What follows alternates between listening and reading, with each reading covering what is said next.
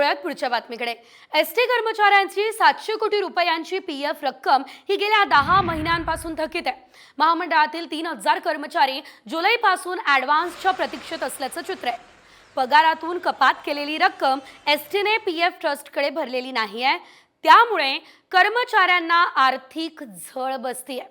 एसटीला निधी देण्यात राज्य सरकार बेपर्वाईने वागतंय, ही टीका महाराष्ट्र एसटी कर्मचारी काँग्रेसचे सरचिटणीस श्रीरंग बर्गे यांनी केली आहे।